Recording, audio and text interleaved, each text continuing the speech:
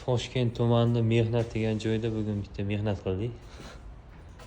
Mana shu zaryadlash qurilmasini o'rnatib berdik. 7 kilovatlik BYD chempion uchun.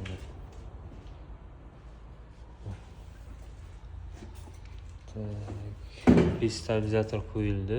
Напряженияsi o'zi yaxshi ekan. Zaryadga qo'ygan paytda 220-219 ga tushdi. O'zi undan oldin 230-231 shunaqa edi. O'tgan zaryadkasi yaxshi. 601 kilovat o'tdi stabilizator. Zo'r.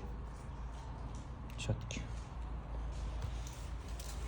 Va yo'lda shitlarni